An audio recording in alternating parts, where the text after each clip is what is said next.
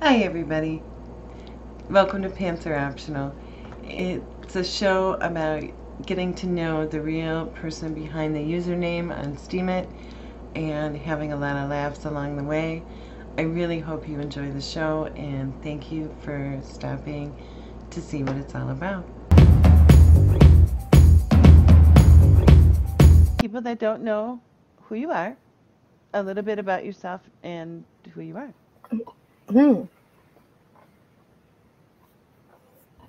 I'm Zippy Lomax, aka Zipporah on Steemit, Zipporah on my birth certificate, Zipporah named after Moses' wife, Hebrew for little bird. I'm really, you may or may not be able to tell this, but I'm kind of an overachiever. And when I first found the platform, I was like, and in the very first week, I did a post, and I'll send you the link to show you how fucking ambitious I am. I did Steemit Hangover. It was called, the title was Steemit Hangover, 9 Lessons from Week 1. Oh my God. So you learned 9 things in 7 days. Way more than that, but there were 9. And I wanted to draft a post that was in terms that a brand new person could understand. Because everything I was finding was hard to understand. But there were a couple that I found that I included in there, and then I credited the people, and Psycho Chica was one of them. And I was kind of hasty, and I made a typo when I made my name. Oh, that's funny. It was supposed to be Zippy-Lo. Do you see that Zip-Leo? Yeah.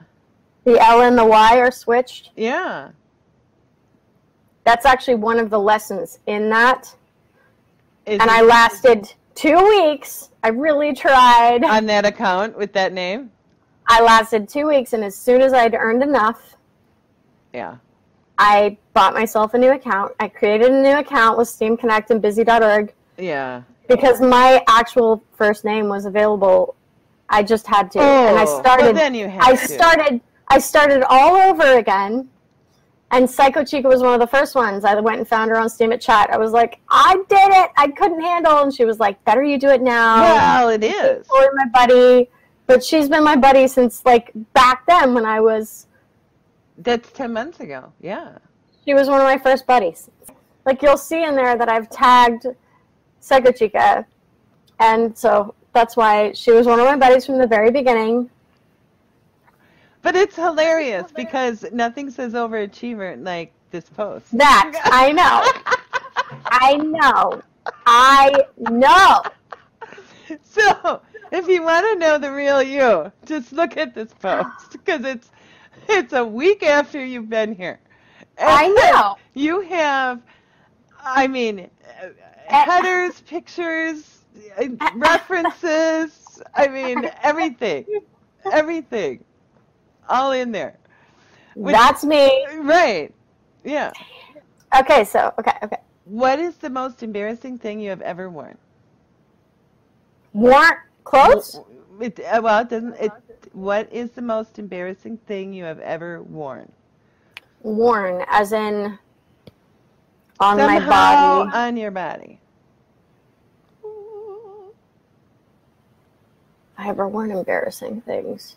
That's what I was wondering, actually. I don't know where. Wait. I'm thinking. I'm going back. I'm computing. How's the 4 thing? I'm trying. What have I ever worn? Oh, I don't know if I can answer that question. Well, okay, let's look at it this way. Have you ever been somewhere and then said to yourself, I shouldn't have worn this? Oh, God. Does that help? I'm trying. Okay, this is really weird. Okay, this is the only thing that's coming up for me, and it's probably not going to make any sense to most people. So, this ex-boyfriend of mine, a really awesome guy named Charles Diamond, Chuck D, we call him. We were at this festival up in Canada. He's a Canadian boy. Oh. And it was this huge festival called Shambhala.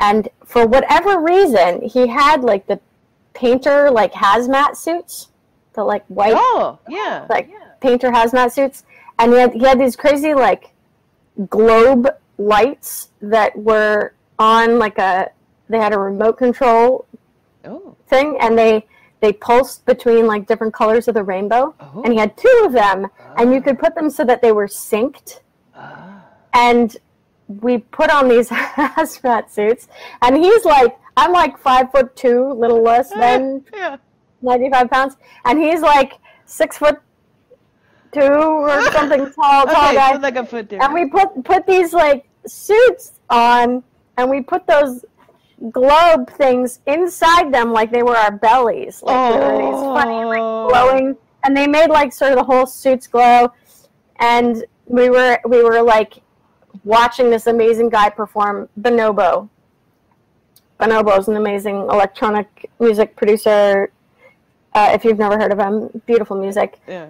But Charlie put me on his shoulders, so like we were like this totem pole. Right. But we were freaking people out because he had the control in his pocket, and so like he had us synced, and so like the colors of our globes were like changing at the same time, and we were matching, going between all the different colors. And somewhere there's actually a video on YouTube of that Bonobo, like from Bonobo's perspective of us, and I'm like on Charles' shoulder, like on this funny thing. Oh, you need to find it. So it was amazing there. Like everywhere we were walking around, and like we would just be walking, and he'd be like switching our lights, and people were like, oh, they thought it was amazing. And so 2 weeks later, or like a week later, whatever, we went to Burning Man together. Yeah. And we were like, let's do the, globe, Teletubby globe belly thing, like random. And we were walking around in these outfits, and we felt totally fucking ridiculous. Nobody was paying attention. Nobody was impressed. Nobody noticed anything. We were like, we were like bits of dew on a leaf next to the fucking ocean. Right. You know what I mean? Right. There was nothing at all impressive, we just felt so weird and out of place, and like not at all. Like it really impacted our ability to just kind of enjoy and be like, we felt so alien. Yeah. Really. Like, what are we doing? This doesn't work. This doesn't work here. And it was a really interesting. So it's not really embarrassing, but I do get the. Well, yeah, it's like the only thing that came up. It was not embarrassing so much as like. It's just awkward. Like, this was very much not the right thing for this situation. Right. Exactly. Right. Yeah. Like not at all the right outfit or costume. It's like showing up to a picnic in a ball gown. Kind of. Like, but also because I've been going to Burning Man since I was 24 years old. Right. And I don't really, like, I am the same person generally there that I am. Right. On Playa and off Playa, I'm the same person. And so it was just this bizarre thing, and kind of a reminder and confirmation that I feel the best and fit in the best when I'm just being myself and not trying doing some weird gimmick. Like the weird gimmick thing just didn't really suit me. So that's the closest thing I can come up with. Well, that was good though, because I mean, really, when you did it and you did it spontaneously, it fit. Yeah, it was totally spontaneously. But when it wasn't. Right. I mean, there is something to be learned by that. Yeah. What used to be considered trashy, but is now very classy? I can't think of anything off the top of my head right now. Where do these questions come from? What used to be considered trashy? Okay. I'm just going to keep spitting out the first things that come to my mind. Yeah. I was actually thinking about this yesterday when so it was my birthday, and I was trying on new clothes. Yeah. And for whatever reason, I was thinking about how, like, it's become in fashion to have clothes that look like they are old and tattered and worn out. I don't. And like rips and holes and like jeans that are tattered and frayed. Yeah. Like deliberately worn in. Yeah. Like hand-me-downs are suddenly in style. Except they're cost hundreds of dollars, and they look fake. Yeah. They don't look like real, authentic, genuinely worn-in, threadbare clothes. Right. They look like someone took razors in a very, like, manufactured way, saying, I'm going to slice this part and make it fray. Right. So. Yeah. And I came from a family where you got one pair of, like the board stiff jeans, so that they would last forever, and then we had patches put on them, and they got sewn up, and you got made fun of because you had jeans with patches on them and rips and holes and whatnot. What would be the hat to end all hats?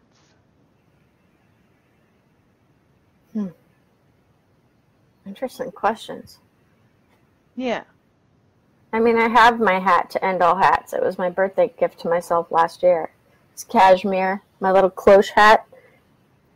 I've worn it in several videos of me playing songs. It's so black, you already have it. And it's cashmere, and I love it. Oh. I can't imagine a hat that would be more perfect than that one is for me. Right. And it was made by a friend of mine, and I happened to be in a store owned by some other friends of mine. And when this other friend came in to bring in her new stock,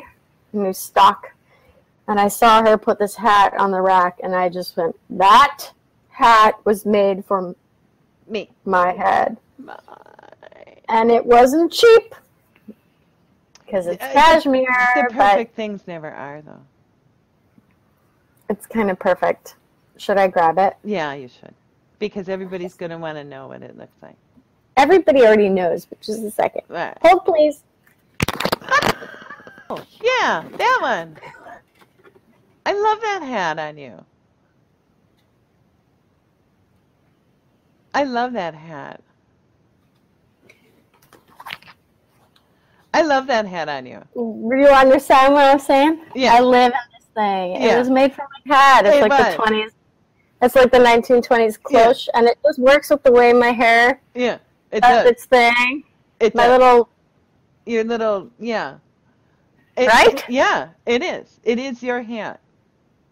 Circle Couture from Portland, Oregon. I love it. No, that is your hat. It's my hat. It's like my Linus's blanket. Well, because it looks cozy, comfy, too. It's so cozy, comfy. And I love it. It's my hat to end all hats. I don't ever need another one. No. If you could disinvent one thing, just one, what would it be? Can you cue the Jeopardy music? Disinvent one thing.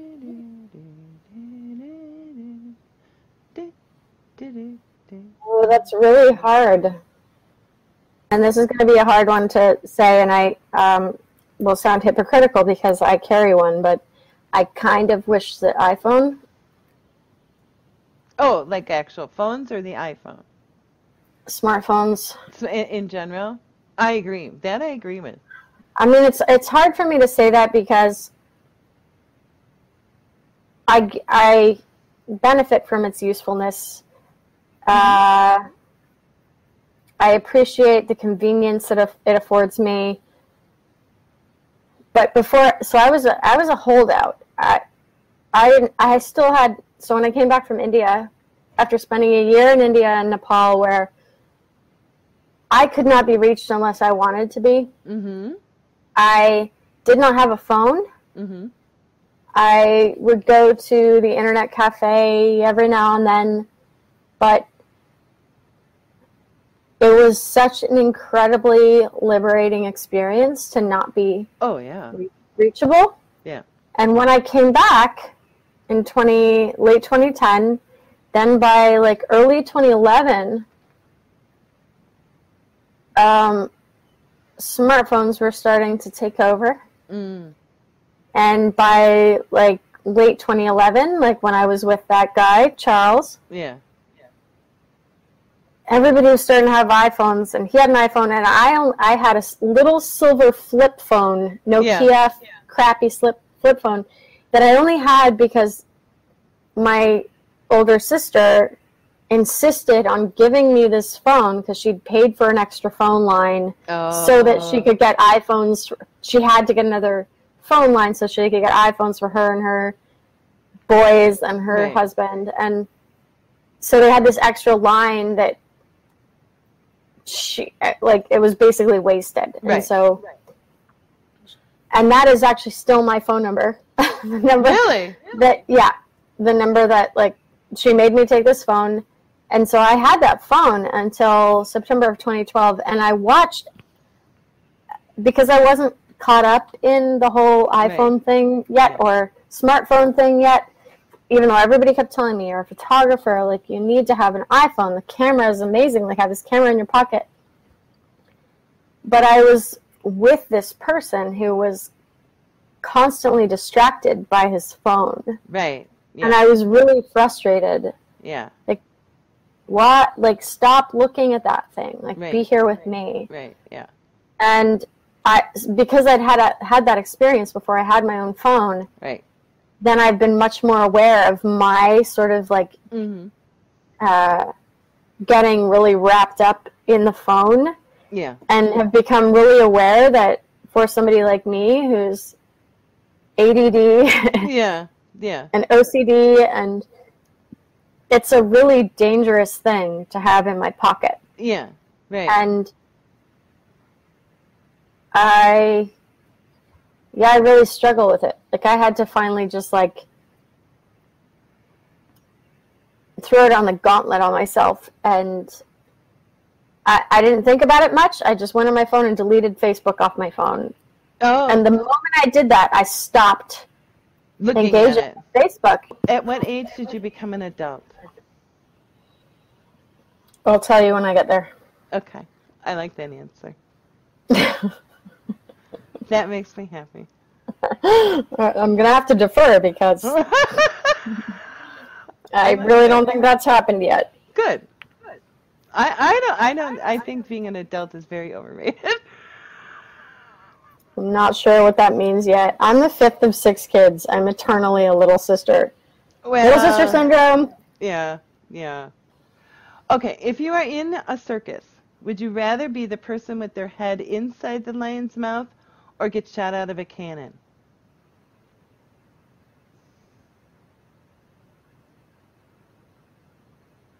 With my head inside the lion's mouth, because I'm absolutely certain that all I would have to do is sing and he would think I were purring, and he would just be gentle with me. Would he? He would eat you? I think so. I think so too. I think I would be able to finesse the lion into trusting me and being gentle with me. A cannon doesn't give a shit if you're nice or you sound sweet or you are compassionate in your touch. A cannon is just a fucking cannon, and that will break me. But I think, see, from my perspective, I think it would be more fun to be shot out of a can. With the amount of pain, I mean, the first thing I thought of, I mean, I have rods in my fucking back. Well, I do too. Well, okay, but it's one of those hypothetical that's the first things. Like, I know, but I can't separate myself from like the fact that there are like 2 18-inch rods in my back. I think of being shot out of a cannon, and I go like, ouch! But I think of a lion's mouth, and I think I could do that. I could like I could See? sweet talk the lion. I think I could sweet talk the lion. But I couldn't sweet talk the fucking cannon. No, true. But the lion would look at me and go, "What are you, crazy?" See, for me, I just say, from my perspective, I'm better off in the cannon. I think I could. You could. I agree. The lion would be like, I'll just lay here, and you just I'll just climb inside his mouth and purr for the lion. Yes, you would. I would. What's something you've tried? With your best shot. Fire away. What's something you've tried that you'll never, ever try again?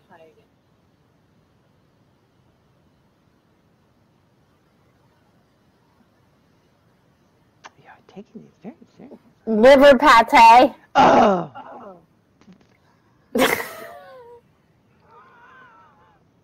I tried that. It's nasty. It is. It is. That's exactly what it is. Yeah.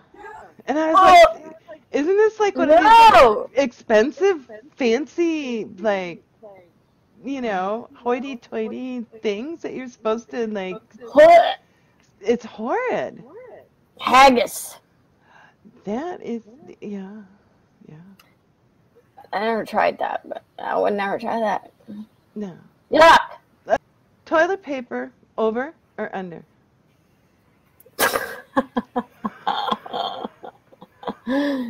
It's really funny because I was in one camp for very much of my early life. Oh, really? I was, and then I feel like I've switched. Really? Maybe because I did that year in India, like I told you. Yeah. And if I actually had my way, there would be no toilet paper. And so there would be no direction for it. Okay. You learn really quickly when you're traveling through India that either you embrace their way or you look like a total fucking idiot and you... I mean, you can... Okay, so here's the... Here's the dirty truth. How is it different? Oh. Please, I have no idea. And I don't really want to Google, so... Okay. So explain. So we have Western toilets, first of all, which are not designed ergonomically for the way the body needs to be positioned, in the position for, like, our body to excavate. Right? We should actually be squatting. So that's the first thing, is that for the most part, the toilets are squat. And they're not toilets. They're more like just squats and like holes. And most of them are manual flush. So there's always like a bucket of water and a bucket of water and a little pitcher, and you like manually flush the toilet. But there's always water, like fresh, clean water available. But there's very rarely any toilet paper because they don't use toilet paper. I'm sorry, I'm going to get a little gross here, so people better brace themselves. But not gross. It's just that we are so disconnected from that part of our body's functions in the West that we've built toilets that, first of all, don't support our body's function in that way. Right. And then we have this very strange, if you pause for a second and think about it, let me just ask you, okay. That's all right. Let me ask you this question. So, if somehow shit got smeared on your wall, okay, and you needed to clean that up, would you just take a piece of dry toilet paper to it? No. Right. And yet, predominantly, good question. We use dry toilet paper to wipe shit off of our asshole. True. Weird. Well, Very strange. When you think about it, it's weird. So in India and Nepal, there's mostly squat toilets, and there's bucket and pitcher, and you use your hand and water, but only your left hand, and there's always somewhere to wash your hand. But there's no toilet paper, so you're literally washing yourself. Okay. Right? And there's what you need to wash yourself. Right. But there's no paper, garbage pail. There's no toilet paper. Right. And there's no where to collect your toilet paper if you've brought your own, because a lot of travelers like, I'm going to bring my own toilet paper. So then you have to carry a Ziploc to carry your shit-covered paper. Yeah. Because there's nowhere to put it. Right. Because if you can't really go down the drain because none of the plumbing will support that. And so you're either carrying around Ziplocs full of shit paper till you find somewhere to throw it, or you're get over your fucking self and you clean your ass with your hand and water, which actually makes a lot more sense than a piece of dry paper. Yeah.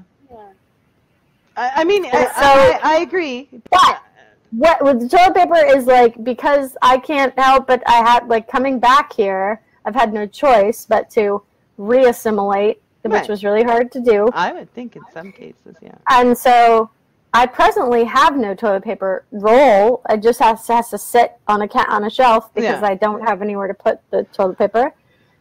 But if I had to, I now believe that it should be coming from the underside so that you can have something with which to press and actually tear. Which you can sort of do both ways, but I always used to believe that it should be going the other way. Mm-hmm. But I really do believe it should be coming from below so that there's something for you to tear against. So you're tearing it. My problem is that if it is the other way, it just tears too soon. Oh, if it's coming over the top or if it's coming from the back? From the bottom, from the back. But if it's coming from the top, for me, it just spins. And it's harder to get your hand on it because you're trying to pull it. So you'd have to put your hand under. But if it's coming from the bottom, you can, like, pull it and, like, brace that and then rip it. I don't know how people can use, like, 2 squares. Well, you have to fold. You have to fold it. You can't crunch it. You have to fold. That's the other question you should ask. Well, that's why. Yeah. Because if you're scrunching it, then you're wasting a lot of toilet paper. Because if you fold it, boy, this is so funny. We're talking about you fold it, then you wipe, and then you can fold it again and still use that same piece, and then fold it again and still wipe. Yes, no, you can't. Yes, and it's actually more effective because it's a flat. It's a flat piece. I'm not doing it. You won't even try? No. You're that opposed? You would take me to India. The next time you take a shit. Take me to India, and I will do the bucket thing. But if I'm in my own home, I am not going to do that. You won't your toilet paper? No. Really? Seriously, You're hilarious. I should do a whole video teaching you how to fold your toilet paper. You should. You want to know? I won't. I mean, I could. I can't even lie with a straight face and say, "Oh, you can't even try." Why are you so opposed? Because I know myself.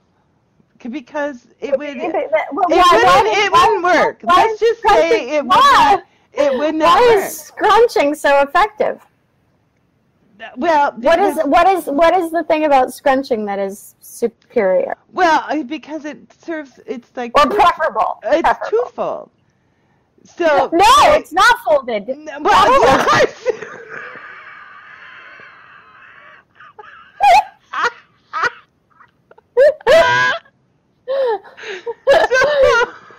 it gives you. It's not folded at all. Well, it is. In like 900 it's scrunch. So it gives you something bald. Right. It gives you something to squeeze when you're going.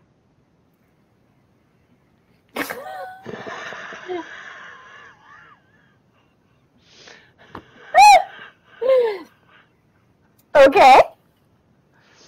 And then you unfluff it, So, I mean, it's kind of like, but it's not like this perfect thing.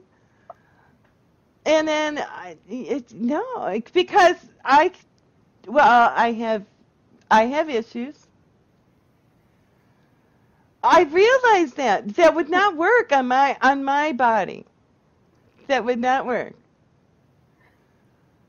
And I have. It wouldn't. I'm telling you, it's not going to work.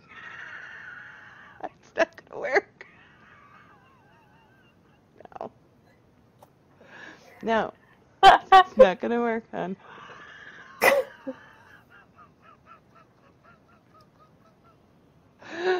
That's hilarious. Yeah. No. I would be better off with the Indian culture way of doing it. That would work. So would I. And so, too much information. Hello, everybody out there. Yeah. That guy that I was just with for a couple of years, he got us, and I still have one. It's just like a little like generic squeeze bottle that you can put with like, it's almost like the tip is like what you do frosting with, a little conical tip. Yeah. It's got like a little lid, and I just put we just put water, and that just sits next to the toilet paper roll. Yeah. And so we just have like a little squeeze bottle with water, so there's no, it's kind of like dry paper wiping the butthole with the Yeah. Well, like we have they're like kids wipes. Yeah, but those are not really supposed to be flushed. They're not good for this. I don't. I don't. That's good. They go in the. No, I live in a 100-year-old house. It would not be good. So we basically have, I basically have like the poor man's bidet. Yeah. Well, just like that's what I was thinking when you were saying that. Yeah. Well, I'm gonna. Well. And that was a long answer? That was the long answer to over or under. That was the longest answer I've ever had. Sorry. No! I see, this is what I like, though. Everybody is very different. And in every interview, everything that I've done with the Pants Are Optional, they all come out because it has to do with the person. Mm-hmm. So they shouldn't be the same because everybody is an individual. You know what I mean? And everybody, you can think somebody's going to answer a question a certain way, but then you get surprised. It's like over or under. Well, and then I learned things, which I think is really neat, and so I don't think that there's a wrong right to me for what I am doing. There's not a right or wrong. There is no right or wrong. No. Thank you while I'm still recording. Thank you. Bye, y'all. Did you have fun? Of course I did. Okay.